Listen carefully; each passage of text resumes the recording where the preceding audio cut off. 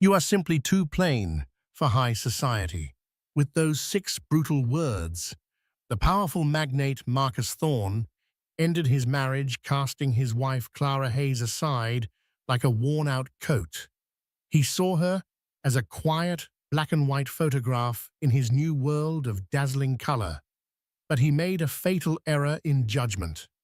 He forgot that the most powerful forces are often the ones you don't see coming.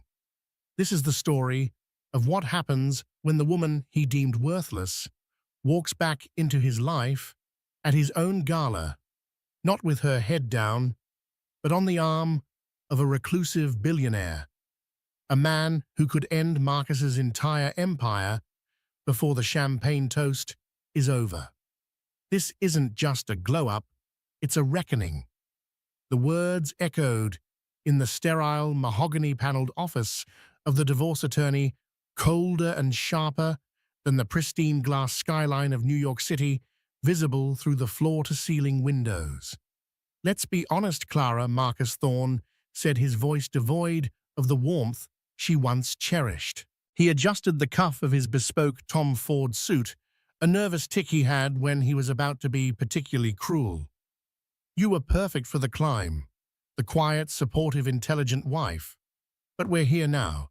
We're at the summit, and this air, it's too rarefied for you. You're just too plain for high society." Clara Hayes, soon to be formally Thorne, didn't flinch. She had spent the last 6 months building a fortress around her heart, brick by painful brick. She simply stared at the man she had loved since they were college students with shared dreams and instant ramen. The man she had supported, whose papers she had typed, whose early business plans she had helped proofread. The man whose ambition she had fueled with her unwavering belief. He saw her silence as weakness, as confirmation. The galas, the benefits, the weekends in the Hamptons with the Vanderbilts.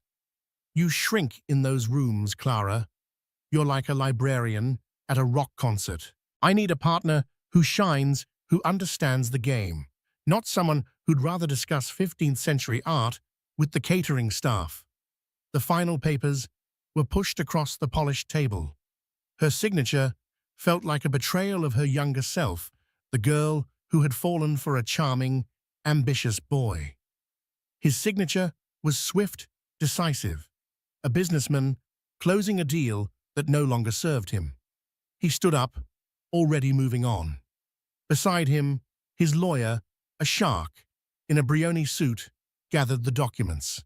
"The settlement is generous," Marcus added, a final act of condescending charity. "You'll be comfortable. You can buy all the old books you want." He left without a backward glance, leaving Clara in the echoing silence. The city lights began to twinkle outside, each one a reminder of the world he was ascending to and the one he was leaving her behind in. She wasn't crying.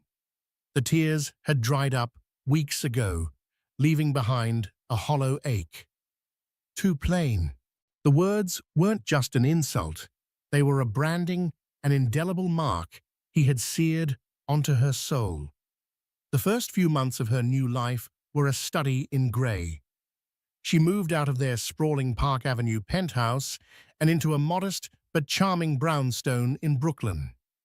She traded champagne flutes for coffee mugs and society pages for dusty art history tomes. She took a position at the Morgan Library and Museum, a place of quiet reverence that suited her fractured spirit.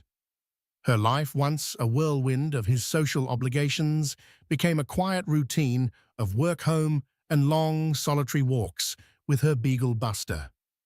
Her best friend Chloe, a fiery journalist who had never trusted Marcus, was her lifeline. "He's an insecure narcissist, Clara," Chloe would say over wine on a Tuesday night. "He didn't want a partner, he wanted an accessory. And when the trends changed, he traded you in for the latest model." The latest model was Isabella Rossi, an Instagram influencer whose main contribution to society was posing on yachts in exotic locations. Her photos were a constant presence in the digital world. Clara tried to avoid a splash of garish, filtered color against her own muted existence. Isabella was everything Clara was: not loud, ostentatious, and shamelessly transactional. She was the embodiment of the world Marcus believed Clara was too plain for. One crisp autumn afternoon, a thick, cream-colored envelope arrived. The return address was embossed in gold, the Thorn Foundation. Clara's stomach twisted. It was the invitation to the Foundation's annual Starlight Gala, the crown jewel of New York's philanthropic scene. It was the very event where 2 years prior, Marcus had first made a cutting remark about her dress being too academic. "An oversight, surely," she murmured, her thumb tracing his flamboyant signature on the invitation. It felt less like an invitation and more like a taunt, a reminder of the world she had been ejected from. She was about to toss it into the recycling bin when her phone buzzed. It was Chloe. "You got it, didn't you? The invitation to the jerk-off jamboree." "It's already on its way to the trash," Clara said, her voice flat. No, you don't." Chloe's voice was sharp. "You are not going to let him erase you. You are not going to let him think for 1 second that his ridiculous, cruel little verdict on your life was the final word. You have to go." "Why?" "So he can pity me, so his new girlfriend can look me up and down and smirk. No, thank you. I'd rather spend the evening alphabetizing my spice rack." "You're not going to go as Clara Thorne, the sad ex-wife," Chloe insisted, her voice softening slightly. "You're going to go as Clara Hayes, the brilliant, beautiful, independent woman who is so much better off without him. You just don't see it yet. This isn't for him, Clara. It's for you. It's about taking back the narrative." Clara looked around her quiet apartment at the stacks of books and the comfortable worn armchair. It was safe here, but it was also a cage built of her own fear and his lingering words. Too plain. The phrase coiled in her gut. Maybe Chloe was right. Maybe it was time to stop hiding. But how could she possibly walk into that lion's den alone? The thought was paralyzing. She hung up with Chloe, the heavy invitation sitting on her counter like a dare. A week later, an opportunity arose that felt like a lifeline thrown from another world. Dr. Albright, the head curator at the Morgan, called Clara into his office. His eyes, magnified by thick glasses, held a rare spark of excitement. "Clara," he began, "an extraordinary proposition has come across my desk. It's unconventional. A private collector, one of the most reclusive and significant in the world, requires an art historian for a short-term intensive project." Clara leaned forward, intrigued. "He's recently acquired a number of lost Renaissance sketches believed to be from the studio of Verrocchio. He needs them authenticated, catalogued, and curated for his private collection. The work requires absolute discretion, a non-disclosure agreement thicker than a phone book. But the access, my dear, it's the kind of thing we dream of." "Who is the collector?" Clara asked. Dr. Albright shook his head. "He insists on complete anonymity until the consultant is chosen and has signed the NDA. All communication is through his family office. All I can tell you is that he is based here in New York, and the compensation is astronomical. He specifically requested someone with your expertise in 15th century Florentine art." The project was a godsend. It was a chance to immerse herself in the very passion Marcus had belittled, to prove her own worth to herself on her own terms. It was a world away from galas and gossip columns. She accepted immediately. The following Monday, a black car so sleek it seemed to absorb the light around it picked her up. It drove her not to a museum or a gallery, but to a towering, impossibly modern skyscraper in the financial district that bore no name, only a discreet silver logo, a stylized S. The NDA she signed in the silent marble lobby was indeed formidable, threatening legal consequences that made her head spin. She was led to a private elevator which opened directly into a penthouse that was less an apartment and more a private museum. The walls were hung not with ostentatious modern art, but with masterpieces that made her breath catch in her throat, a brooding Rothko, a delicate Monet, a powerful de Kooning. But the main room was dominated by a series of climate-controlled display cases, and inside them were the sketches. For 2 weeks, Clara lived in a state of scholarly bliss. She was given a lab coat, a digital microscope, and unlimited access to the sketches. She would arrive at 8 a.m. and often not leave until after 9 p.m., losing herself in the faint charcoal lines, the ghost of a master's fingerprint, the very texture of history. She communicated with the mysterious collector only through encrypted emails, sending him detailed daily reports.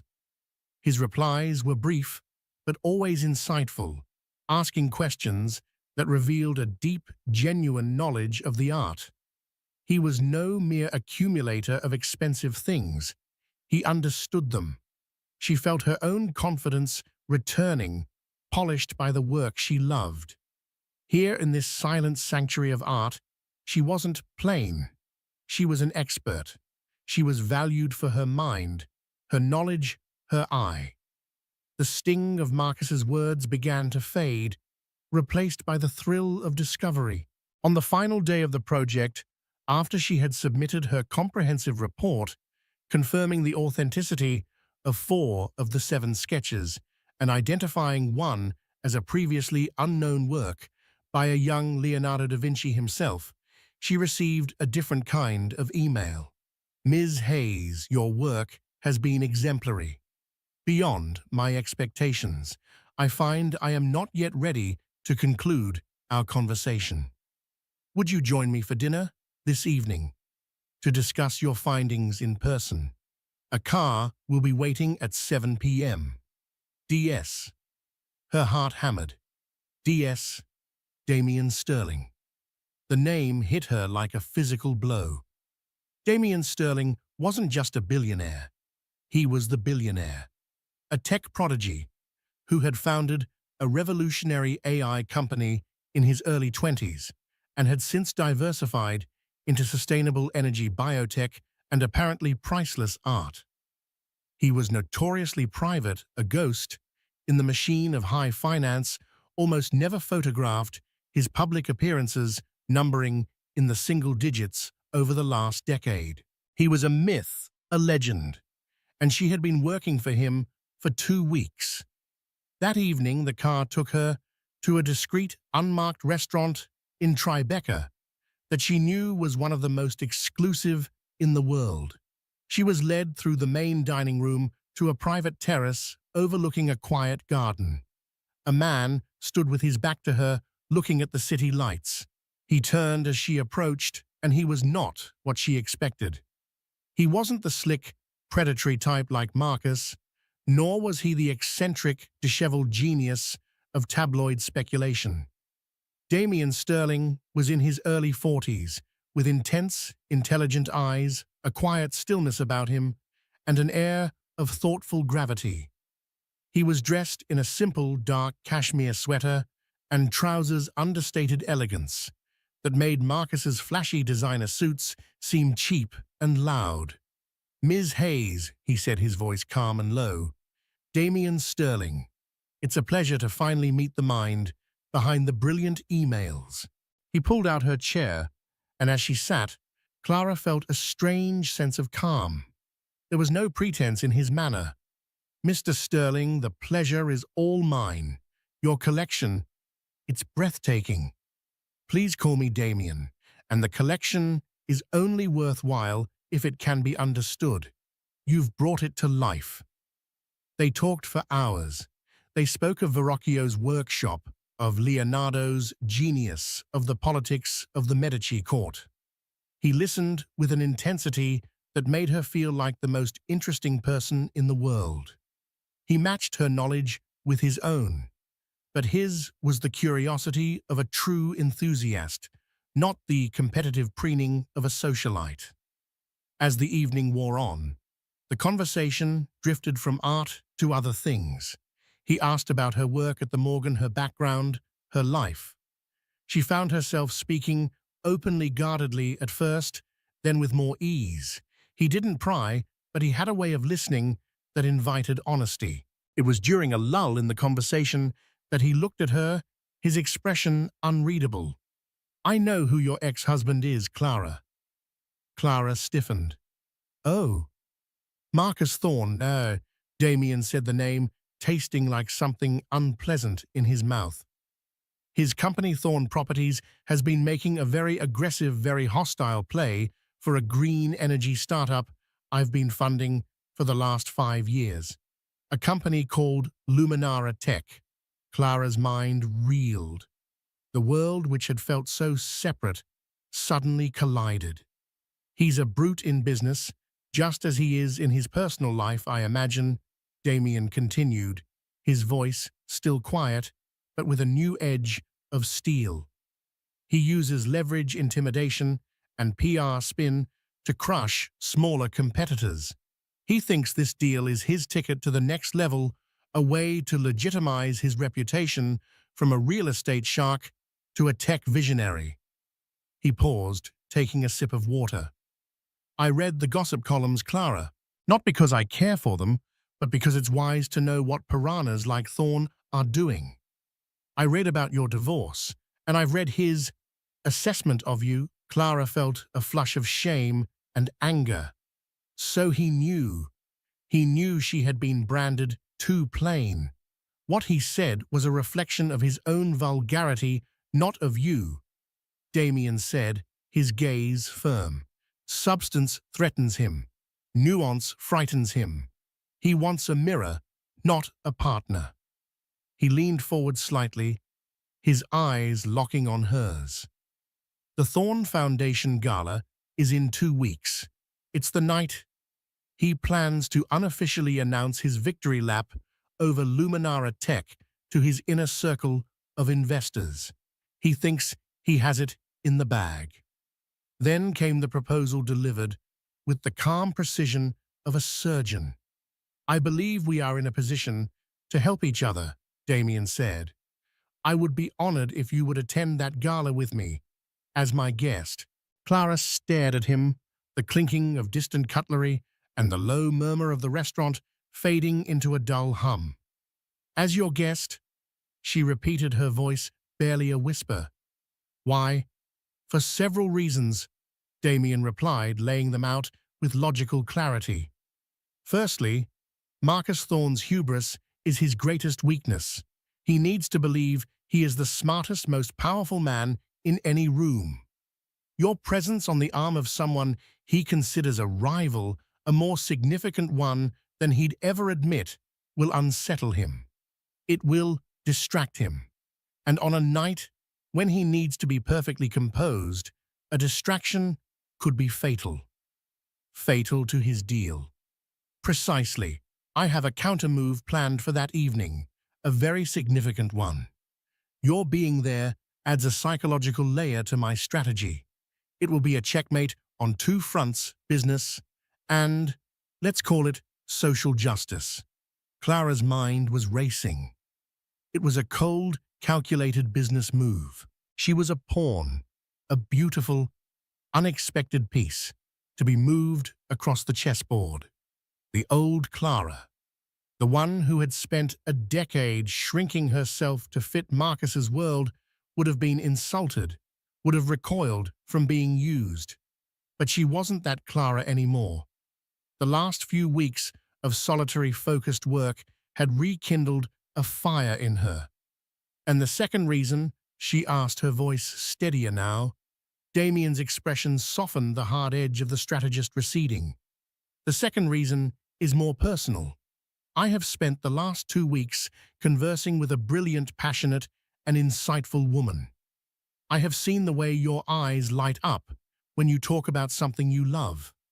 The idea that a man like Marcus Thorne could look at that and see plain is offensive to me and to the very concept of substance.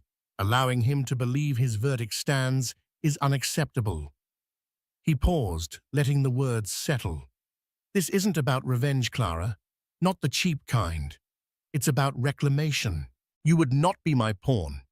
You would be my partner for the evening. We would be walking in there as equals, each with something to gain, and each with a profound disrespect for our host. She looked at him, really looked at him. There was no pity in his eyes.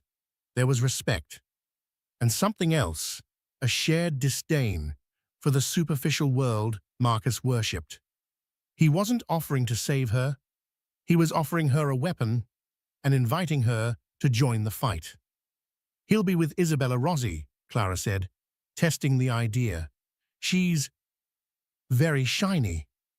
A flicker of a smile touched Damien's lips. My dear Ms. Hayes, a spotlight is only bright in a dark room. You are not a spotlight. You are the sunrise. Much quieter, but infinitely more powerful. He's chosen spectacle. We will counter with gravitas. A strange, exhilarating feeling coursed through her. It was a cocktail of fear and empowerment. Chloe's words came back to her. This isn't for him, Clara. It's for you. Walking into that gala on the arm of Damien Sterling wasn't just about showing Marcus he was wrong. It was about showing herself that he no longer had any power over her. His definition of her was irrelevant. What would this partnership entail, she asked. It would entail a few planning sessions and a new dress, he said simply. Something that makes you feel like the woman I've been speaking with all night. Not the woman Marcus Thorne tried to leave behind. She thought of the cream-colored invitation sitting on her counter. It was a challenge, and for the first time in a very long time, Clara Hayes wanted to rise to it.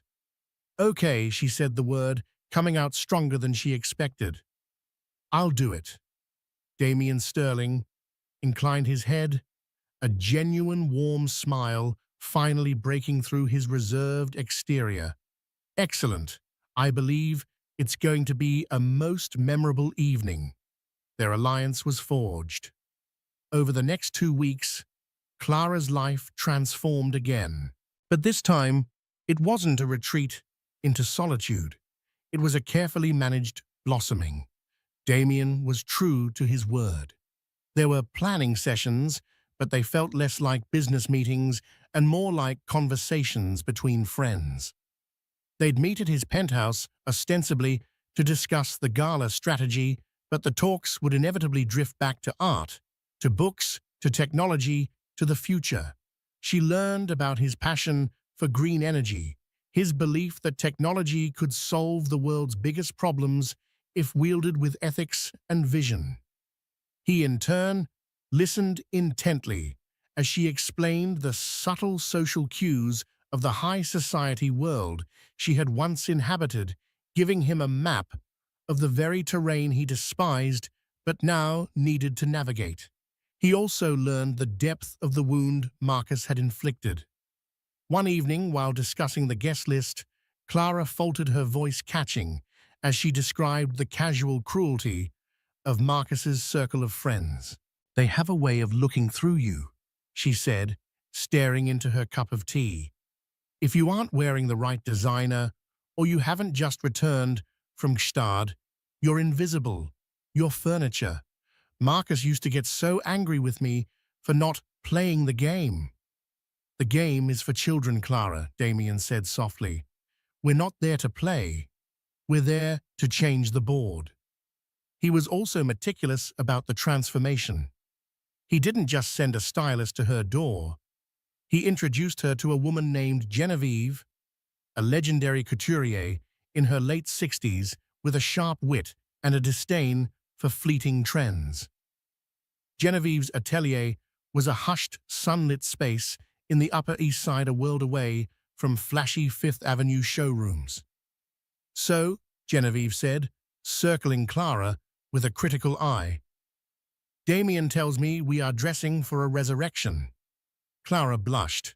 "Something like that." "Forget everything your ex-husband taught you," Genevieve commanded.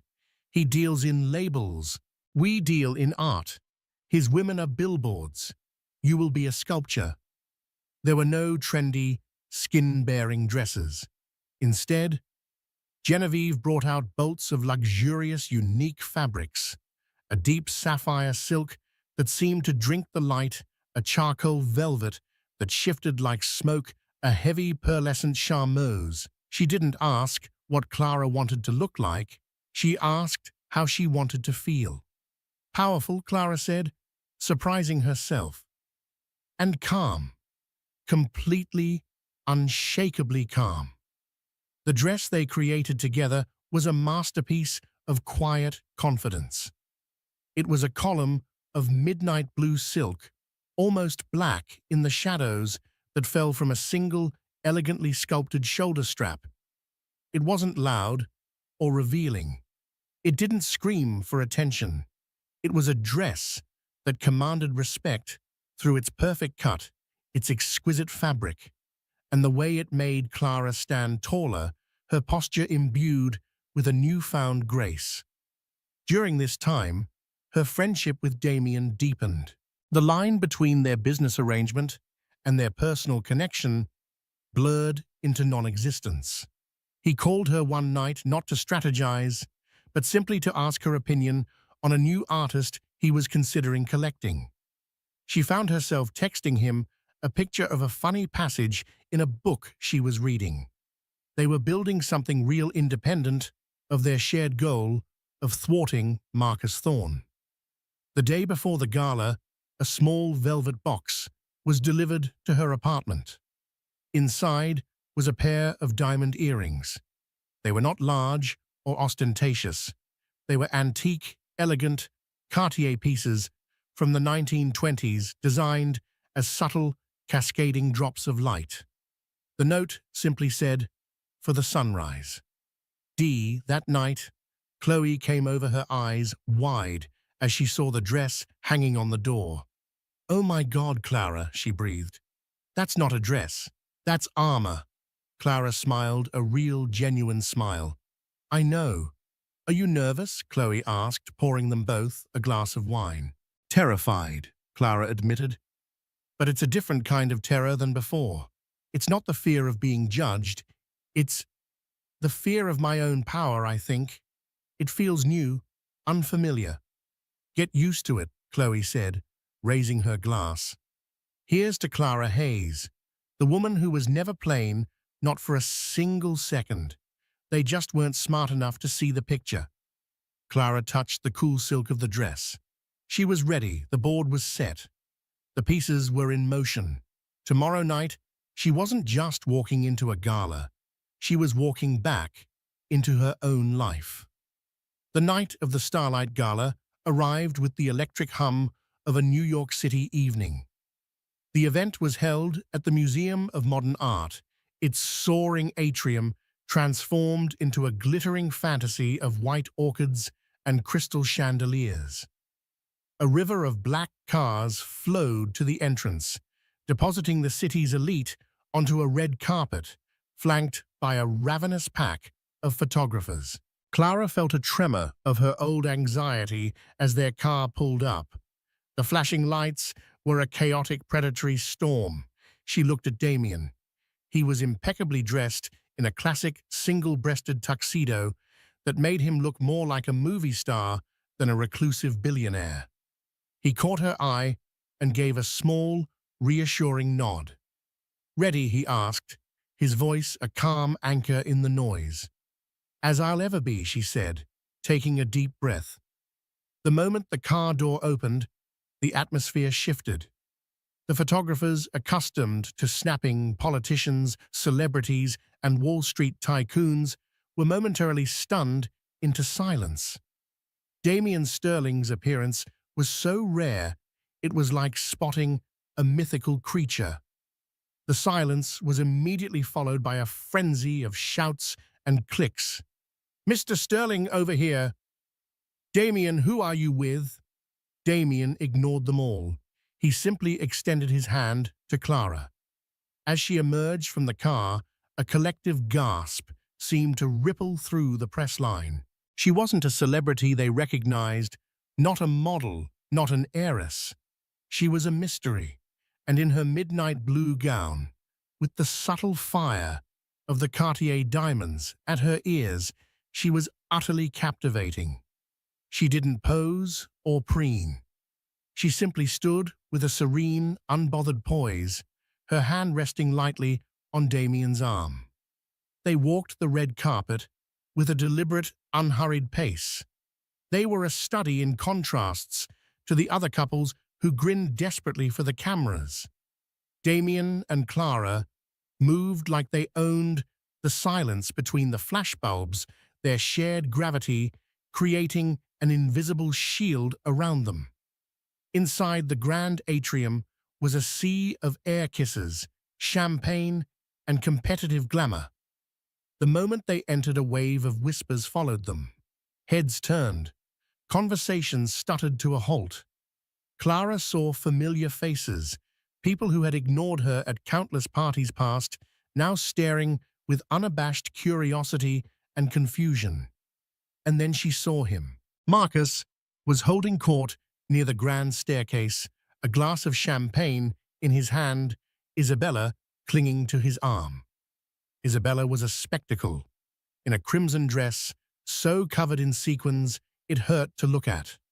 She was laughing, a loud theatrical sound designed to draw attention. Marcus saw them first. His smile froze the glass halfway to his lips. His eyes widened first in disbelief, then in a dark, swift current of fury. He looked from Damien Sterling, the one man in the city he both feared and envied, to the woman on his arm. He squinted his brain, failing to compute what he was seeing. Clara, his plain, boring, bookish Clara, standing next to Damien Sterling, looking like that. Isabella noticed his change in demeanor and followed his gaze. Her own perfectly painted smile faltered. She sized Clara up with a practiced, critical eye, but for once she could find no flaw to latch onto. Clara wasn't trying to compete with her. She was on a completely different plane of existence. The quiet elegance of her gown and bearing made Isabella's sequined dress look garish and desperate. Clara felt Marcus's stare like a physical touch, but it no longer had the power to make her shrink. She met his gaze across the crowded room, holding it for a long moment. She didn't smile, didn't smirk.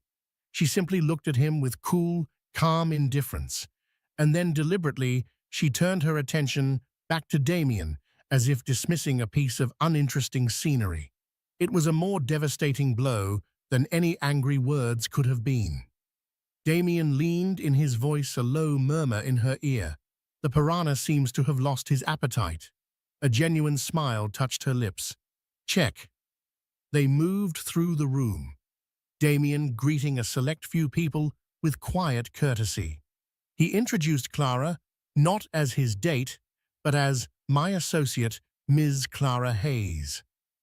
To a powerful senator, he mentioned, "Clara is one of the foremost experts on Renaissance art."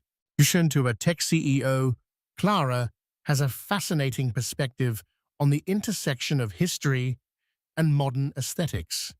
He wasn't just showing her off, he was showcasing her.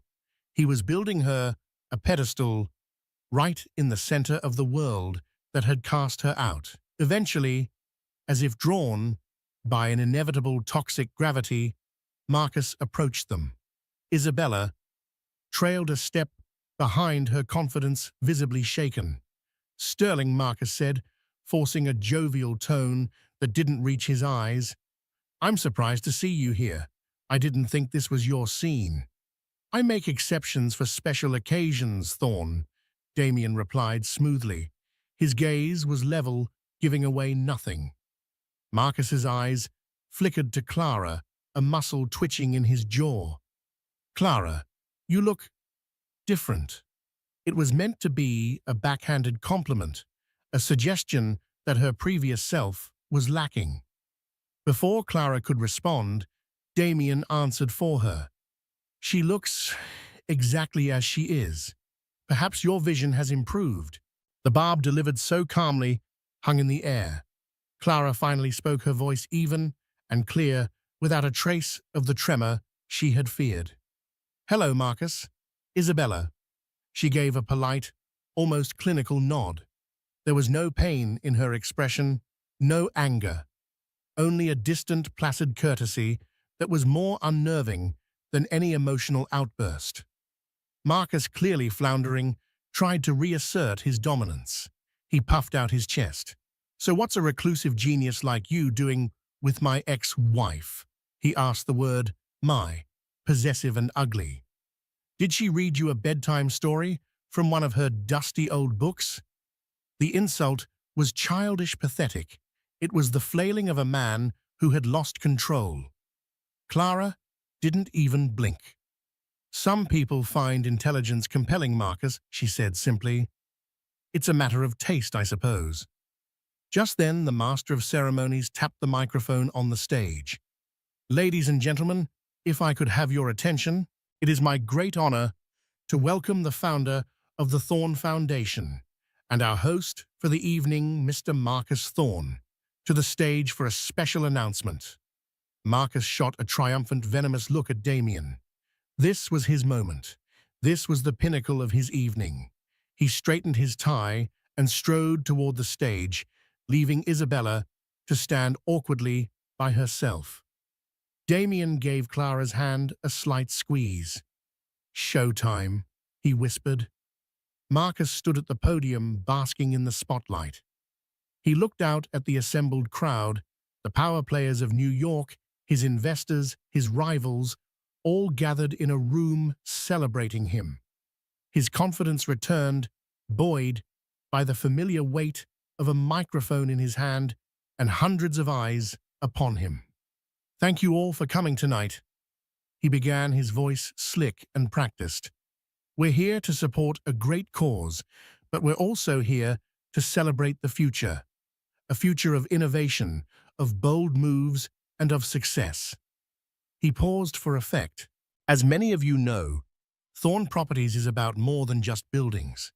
It's about building the future. And that's why I am thrilled to be in the final stages of acquiring a dynamic, forward-thinking company that will revolutionize the energy sector, Luminara Tech." A polite, knowing applause rippled through the room. This was the news they had been waiting for. In the corner, Clara saw Marcus's key investors, nodding smug smiles on their faces. Marcus's eyes found Damien in the crowd, a glint of victory in them. "It's a new era for Thorn Properties," he declared. He was about to continue to launch into his self-congratulatory speech when a calm, authoritative voice cut through the room. "I'm afraid you're mistaken, Mr. Thorn." All heads turned. Damien Sterling had not moved from his spot next to Clara, but his voice, amplified by the room's acoustics, carried the weight of an earthquake. He held up his phone, its screen glowing. "My apologies for the interruption," Damien said, his tone deceptively mild. "But news travels fast in our industry. Perhaps you should check your stock alerts." A confused murmur spread through the atrium. Marcus froze, his face paling. Several guest investors included immediately pulled out their own phones. A series of gasps and muttered curses followed. On the screen of Damien's phone, and now on dozens of others around the room, was a breaking news headline from the Wall Street Journal posted just 60 seconds earlier. "Sterling Corp announces massive Green Guardian partnership with Luminara Tech, including majority stake acquisition, effectively blocking Thorn Properties' hostile takeover." The room erupted in frantic whispers. The air crackled with the sound of a multi-billion-dollar deal imploding in real time. Marcus stared, dumbfounded, at Damien. What? What is this? This is impossible. Damien's voice remained level, cutting through the chaos. It's quite possible. While you were planning this party, we were finalizing a partnership. Luminara's board accepted our offer an hour ago. An offer that didn't involve stripping their company for parts, I might add. We plan to invest in their vision, not gut it. He then looked toward the stage, his gaze locking with the event coordinator, who was now receiving frantic messages in his earpiece. In fact, Damien continued, we have our own announcement. As the new majority partner in Luminara Tech, we are pledging to match every dollar raised here tonight and redirect the total funds to STEM education programs for underprivileged girls. The room was stunned into silence. He had not only defeated Marcus, he had co-opted his entire event, turning Marcus's monument to his own ego into a footnote in a story about Damien's philanthropic and business prowess. But the final, most exquisite blow was yet to come. Damien turned his gaze to Clara, his expression warm with genuine admiration. This strategic pivot, this entire plan, was not born in a boardroom. It was inspired by a series of conversations about legacy substance and the difference between building something that lasts and building something that merely shines. It was thanks to the insight of a brilliant advisor who reminded me that the most valuable assets are often the ones that quiet people overlook. He raised his glass to her, a clear and public acknowledgement. To Ms. Clara Hayes. Every eye in the room swiveled to Clara. She was no longer just the beautiful mystery on a billionaire's arm. She was the architect of Marcus Thorne's public humiliation. The quiet, plain woman had orchestrated his downfall without raising her voice. Marcus stood on the stage, a pathetic, forgotten figure under the hot lights. He looked at Clara, his face a mask of rage, disbelief, and for the first time, a flicker of dawning, horrified understanding. He hadn't just misjudged her. He had fundamentally misunderstood the nature of power. He had chased the glitter, and she had aligned herself with the gold. Clara finally allowed herself a small, serene smile. She looked directly at her ex-husband, the man who had tried to break her, and delivered the coup de grace. Her voice was quiet, heard only by those nearby, but her words were the final nail in his coffin. You were right about one thing, Marcus, she said, her voice as smooth and cool as the silk of her dress. I was too plain for your world. I've come to realize I prefer one built on substance, not spectacle. With that, she turned her back on him, took Damien's offered arm, and together they walked out of the gala, leaving the ruins of Marcus Thorne's ambition behind them. They didn't look back. The fallout from the Starlight Gala was not a slow burn, it was an inferno. For Marcus Thorne, the morning after was a descent into a nightmare of his own making. He woke in his cavernous Park Avenue penthouse, the custom-milled silk sheets feeling like sandpaper against his skin. A pounding headache, born from a sleepless night of rage and disbelief, was his only companion. The silence of the apartment was absolute, a stark contrast to the cacophony of his public implosion.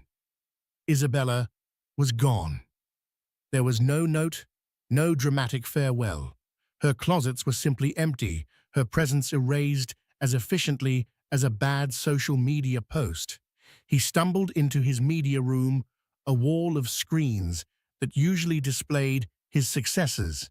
Now, they were a symphony of his demise. On Bloomberg, a panel of analysts dissected the stunningly amateur nature of his failed hostile takeover. On CNBC, his face was plastered next to a graph of Thorn Properties stock in pre-market trading, a vertical red line, plummeting into an abyss. The ticker symbol THN seemed to mock him, glowing like a scarlet letter. The headline that flashed repeatedly was the most galling Sterling's Gambit, how a tech titan and a mysterious strategist toppled a real estate king. Frantically, he started making calls. His CFO, a man who had lauded his genius just a day before, let the call go to voicemail. He tried the head of his board of directors, Richard Davenport, a man he'd golfed with for years. Richard answered, but his voice was cold, distant, stripped of all familiarity. "Marcus," Richard said, the lack of any friendly preamble a slap in the face. "There's nothing to discuss. We're convening an emergency meeting at noon. Your presence is requested, but the outcome is predetermined. We advise you have your legal counsel present." "Richard, it's a setback.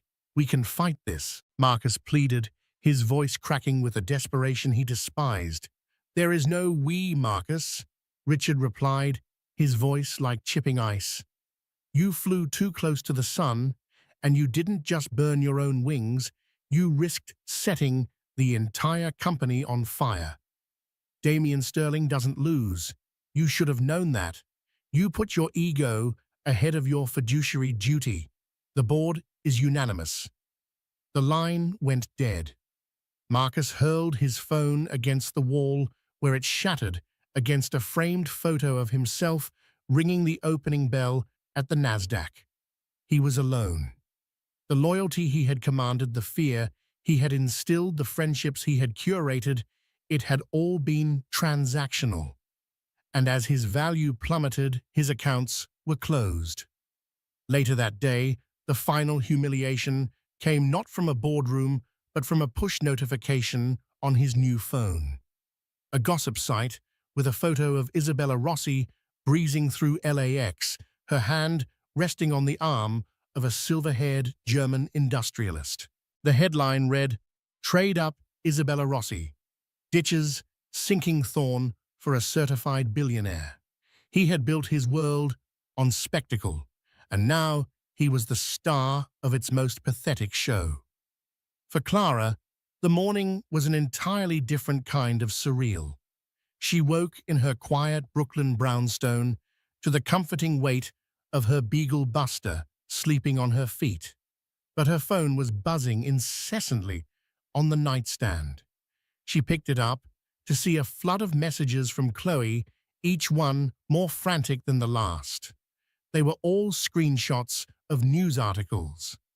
Forbes meet Clara Hayes, the sterling strategist who checkmated Marcus Thorn. Vanity Fair, the plain wife's revenge, how a quiet art historian became NYC's most intriguing woman. The New York Times, more than an acquisition. Sterling and Hayes turned philanthropy into a power play. She read the words, but they felt like they were about someone else, a fictional character in a high-stakes drama. She, the sterling strategist. She had simply spoken her mind to a man who was willing to listen. She hadn't sought revenge, only reclamation. Yet the world had cast her as the heroine in a revenge epic.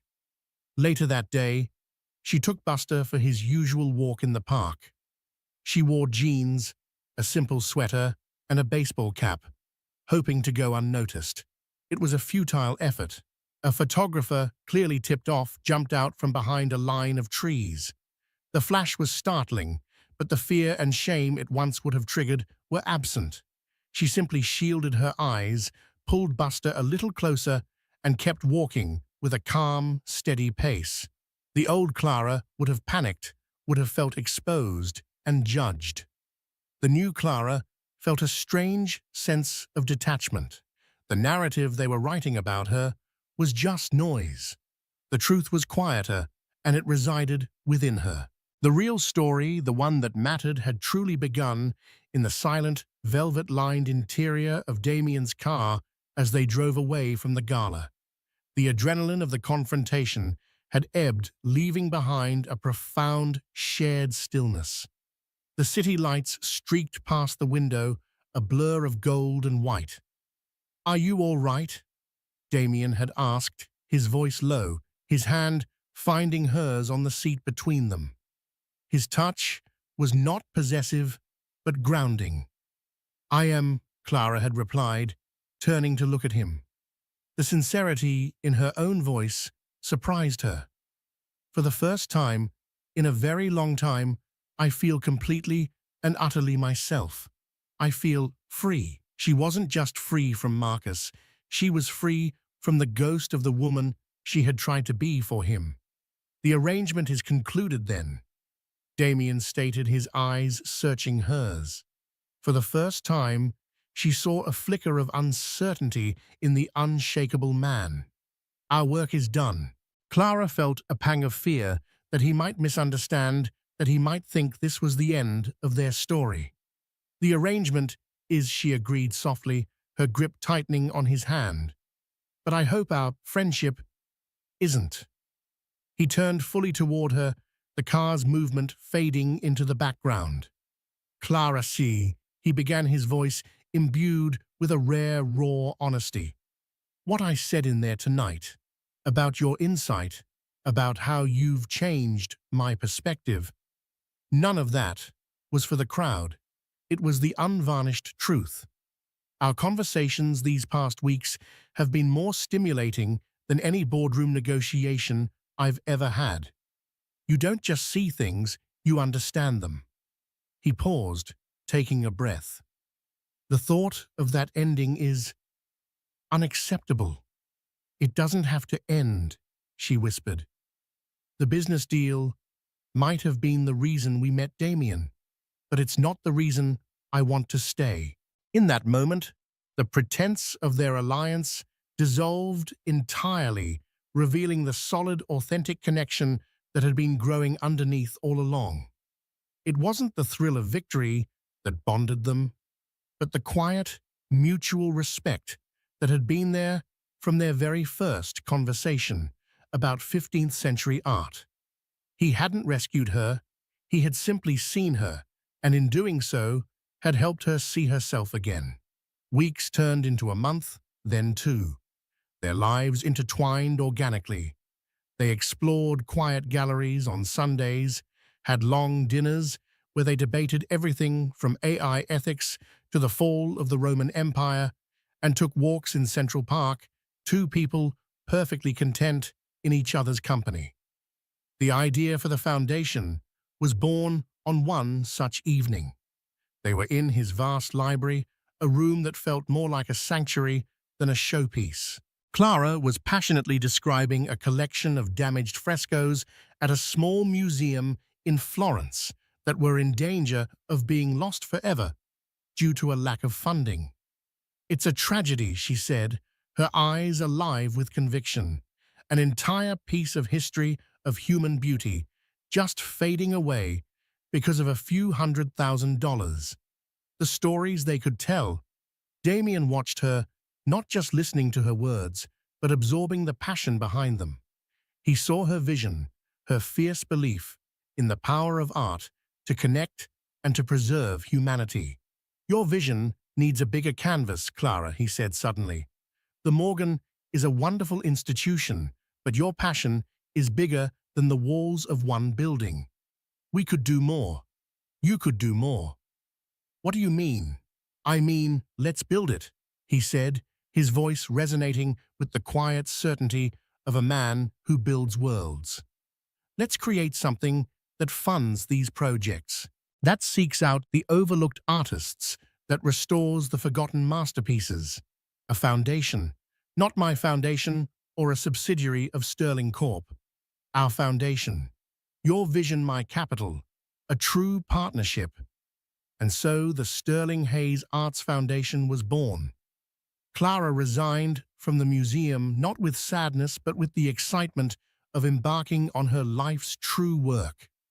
She poured her heart into it, crafting a mission statement that was a direct reflection of her own values to champion substance over spectacle, to find the profound in the quiet, and to celebrate the art that reveals the truth of the human spirit.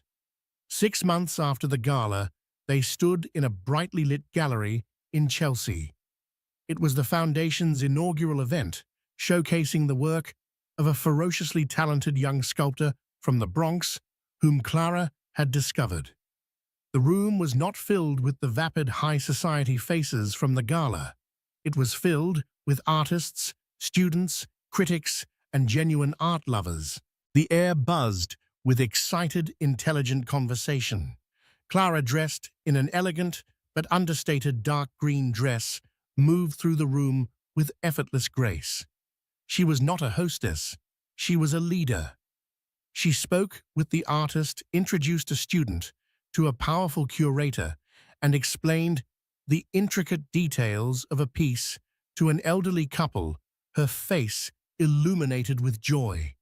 Damien watched her from across the room, a deep sense of pride and love settling over him. This was the woman he had met over encrypted emails, the brilliant mind who had captivated him before he ever saw her face. This was her, in her element, in the world she had built. She eventually made her way back to his side, her hand finding his. "It's a good night," she said, a contented smile on her lips. "It's a masterpiece," he corrected her gently. She leaned her head on his shoulder, looking out at the crowd. "He once told me I was a black and white photograph," she murmured, the memory of Marcus's words, now feeling like a lifetime away, a quote from a book about a different person. Dull, lacking color. Damien turned her to face him, his hands cupping her face. His eyes, so often intense and analytical, were soft with adoration. He was wrong about everything, but especially about that, he said, his voice low, and for her alone. "You were never the photograph, Clara. A photograph is a static image, a moment captured and frozen. You are not static. You are, and have always been, the artist, the one who sees the potential in the blank canvas, the one who mixes the colors, who shapes the clay. All you needed was the right light to create your masterpiece." He gestured to the vibrant room around them. "And this is just the beginning."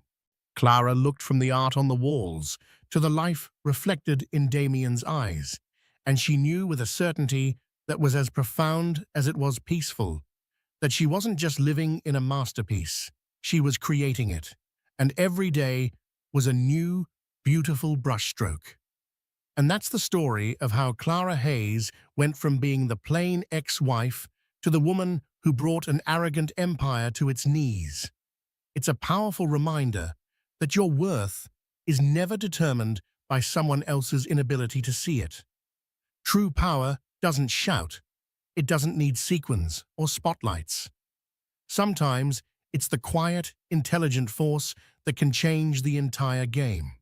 Clara didn't just get revenge, she got something far better. She got to define herself on her own terms and build a life more beautiful and meaningful than anything her ex-husband could have ever imagined. What did you think of Clara's incredible transformation? Let us know in the comments below. If you were inspired by her story, please hit that like button, share this video with someone who needs to hear it, and don't forget to subscribe for more real-life dramas that will keep you on the edge of your seat. Thank you for listening.